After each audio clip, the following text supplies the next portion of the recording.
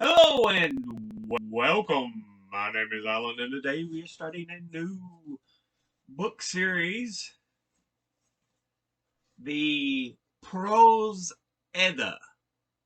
It's not a long book, pretty small, but the Prose Edda is like the main source of information we have on the Norse pantheon.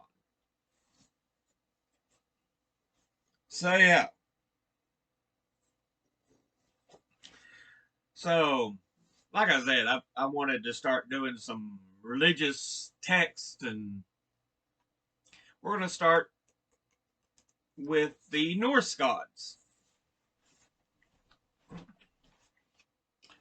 So let's uh, get into this. Introduction, blah, blah, blah. Introduction.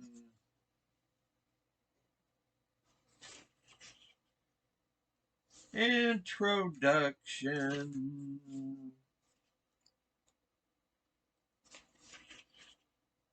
I might just read you all the introductions since it's taken me so long. I didn't expect it to be quite that big.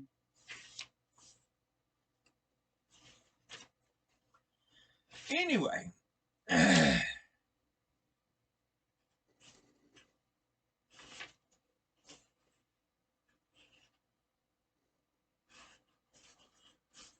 Yeah, let's start off with the introduction. Go back to the first page here. Now,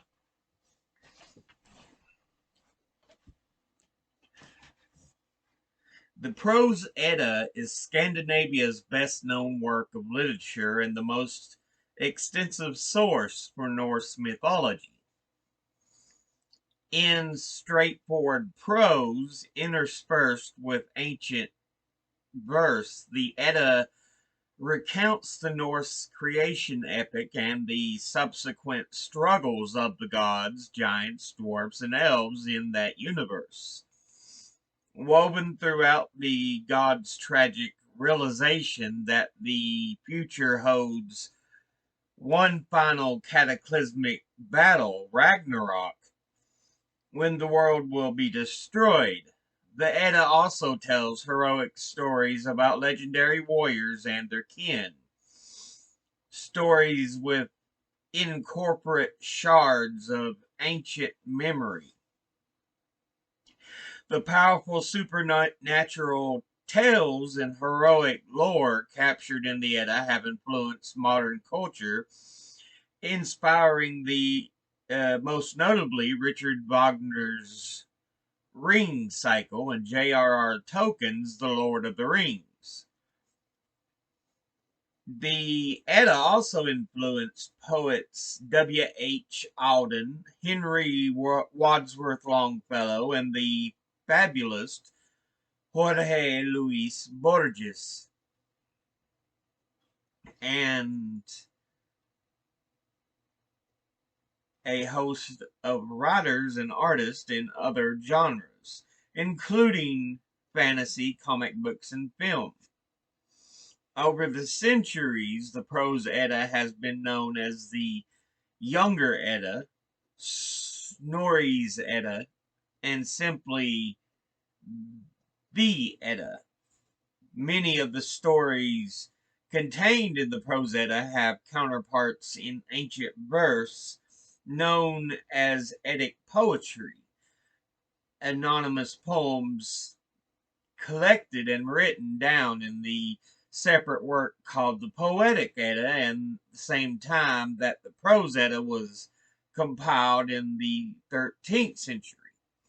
In many instances, the Prose Edda incorporates stanzas of Eddic poems directly into its prose, citing these verses as sources. The Prose Edda also adopts stanzas and references from another group of poems called skaldic poetry.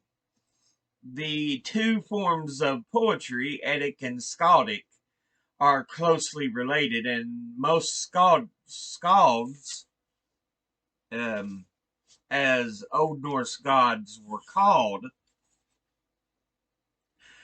could work in either form. The major differences between the two are that Skaldic poetry deploys more intricate word choices and meters than does Eddic poetry, and that Skaldic poems, unlike Eddic poems, are frequently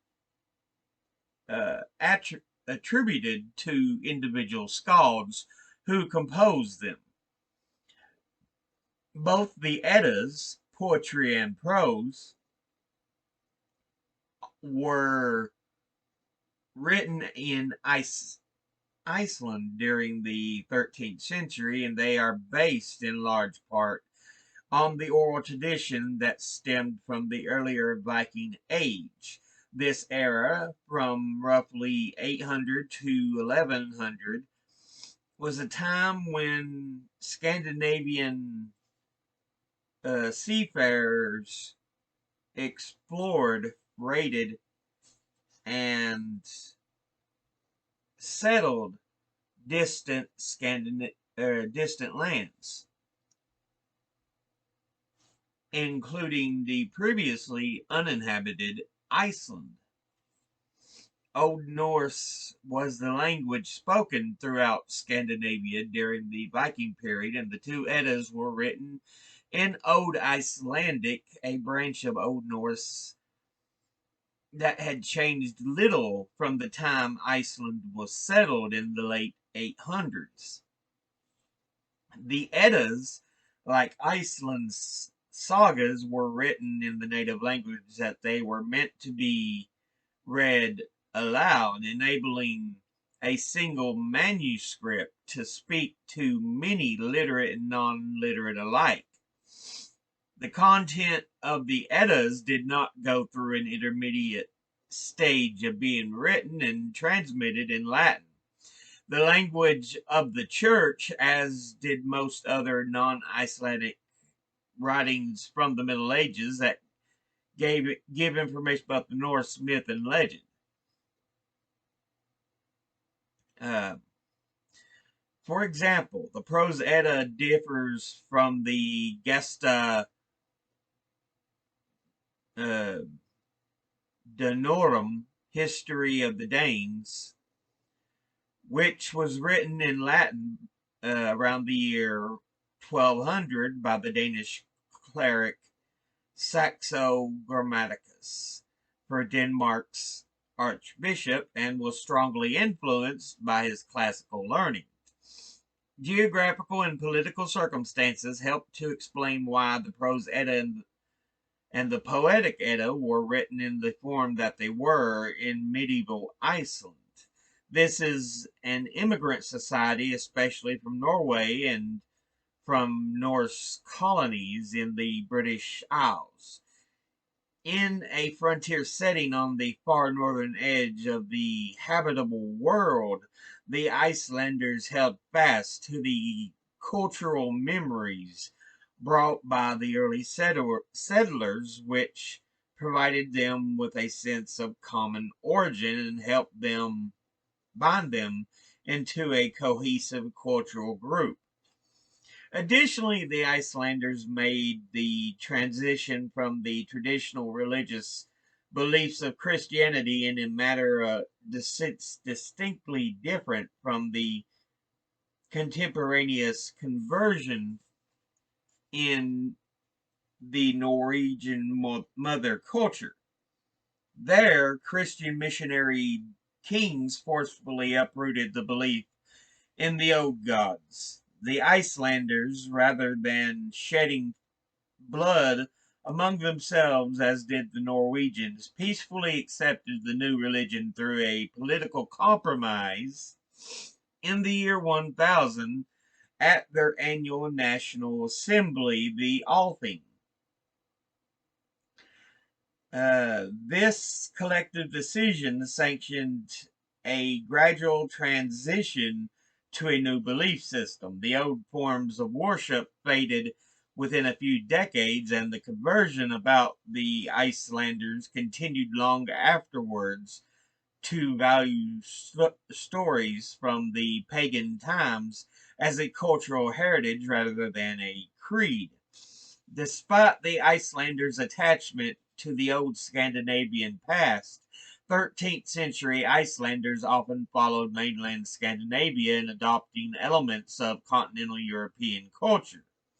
Many new tastes reached Iceland, especially via Norway, and among the imports came new forms of poetic expression, including rhyme verse, sung dances, precursors to the ballad, French romances, and Christian religious narratives, which competed it with traditional Eddic and Skaldic poetry. In response to the new trends, the Edda was written as a handbook of those aspiring Icelandic skalds who wanted to master the traditional forms of the verse and the older stories essential to the imagery of the Old Norse poetry. Rather than reconstructing culture or cultic practices of the old religion, which had ceased 2 centuries earlier, the Edda concentrates on what was still known at the time of its composition, myths, legends, and the use of traditional poetic diction. It is evident that the one or more authors who compiled the Edda wanted to continue knowledge of the old Scandinavian poetry and the culture that surrounded it. Even though the Edda relies heavily on the native traditions, a good argument can be made that it also shows awareness of two Latin literary genres in the Middle Ages, writings about mythology and about language and poetics. Some scholars propose that Latin treatises have been influenced, may have influenced those parts of the text and that treat technical prose or technical poetic terminology and systems of poetic classification.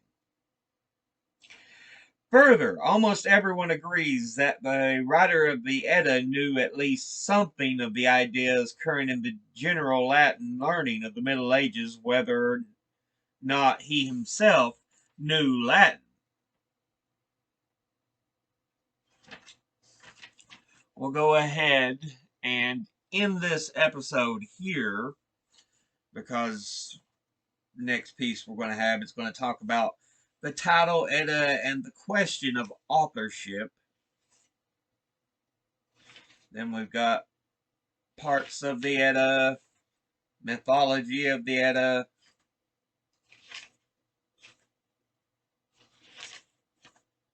so yeah, giants, dwarves, elves, and monsters. They give a drawn map, picture of Yggdrasil and the realms. They then talk about the world tree, the Edda in Iceland and beyond, and that ends the introduction. They give a list of further reading, notes on translation, a map on Scandinavia,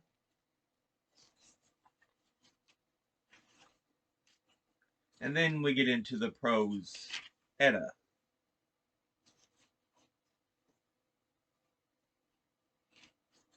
So yeah.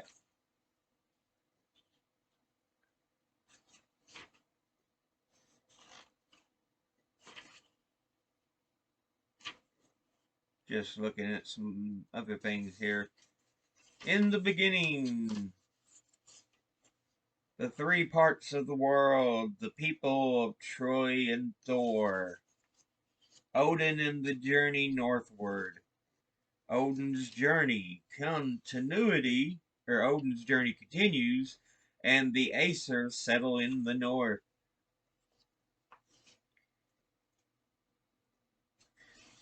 Gylfaginning, the deluding of Gylfi. So yeah,